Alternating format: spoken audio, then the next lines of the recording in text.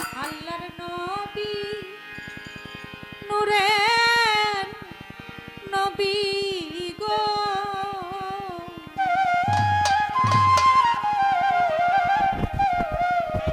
আপনি নবী আমার জীবনের জীবন।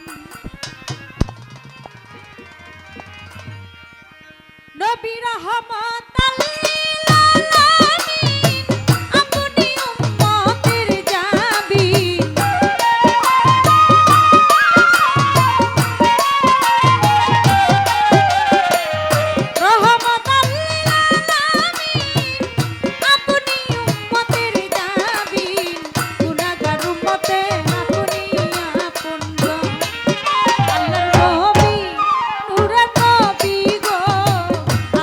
নবী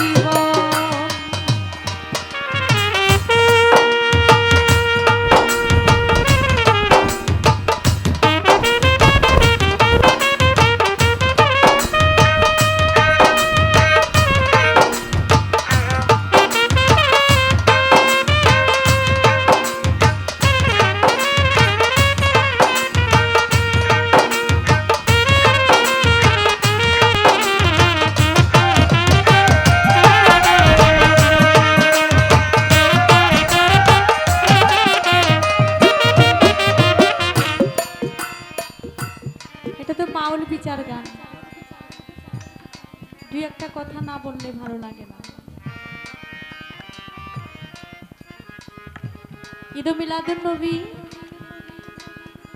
সোমবার দিন 16 তারিখ চলে গিয়ে আজকে 17 তারিখ। আহা, কোনটা করে নয়েস?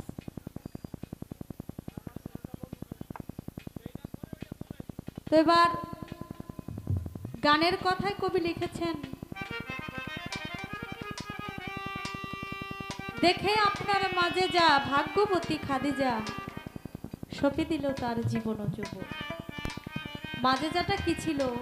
আবার রাসূল করিম হযরত মুহাম্মদ সাল্লাল্লাহু আলাইহি সাল্লামের,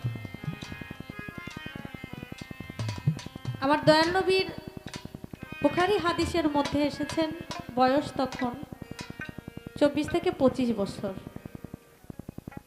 25 বছরের একজন যুবক আমার দয়াল নবী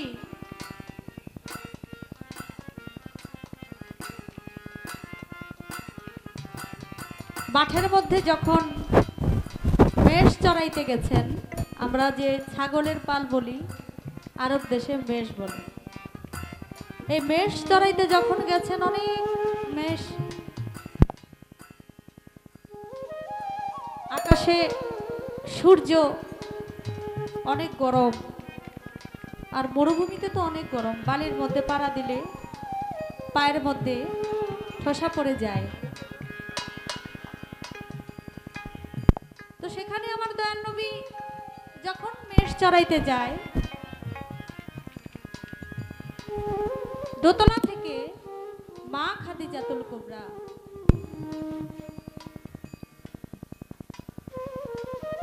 দেখেছে যে আমার দয়াল নবী হযরত মুহাম্মদ সাল্লাল্লাহু আলাইহি সাল্লাম আগে আগে হাঁটতেছেন, ছাগলের পাল তার সাথে সাথে যায়।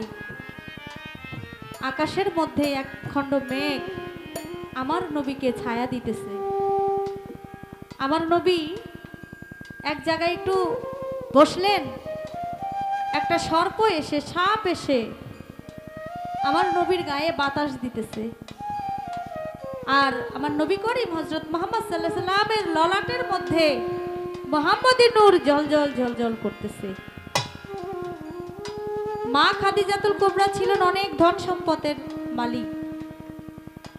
সে দোতলা থেকে যখন, তার বাড়ি ছিল দোতলা, দোতলার ছাদ থেকে যখন দেখে যে আমার দিনের নবী হযরত মুহাম্মদ সাল্লাল্লাহু আলাইহি সাল্লাম তার মাথার উপরে এক খণ্ড মেঘ তাকে ছায়া দিচ্ছে, সাপ এসে তাকে বাতাস করে ফোনা ধরে, বাতাস করে গায়ের মধ্যে ললাটের মধ্যে মুহাম্মদী নূর জ্বলজ্বল করে, ওই মুহাম্মদী নূর দেখে মা খাদিজা বিবি পাগল হয়ে গেছে।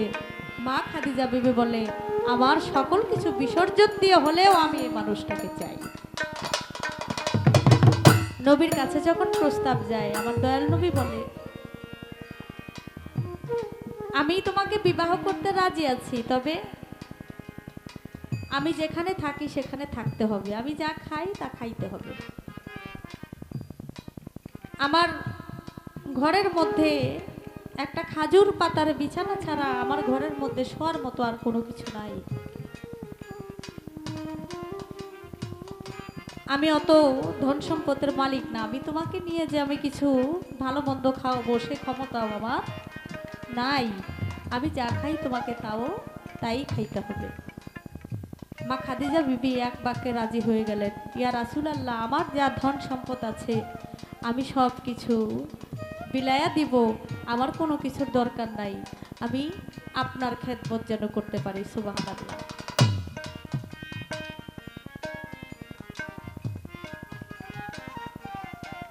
তাই গানের মধ্যে কবি লিখে গেছেন, আইরে দেখে আপনার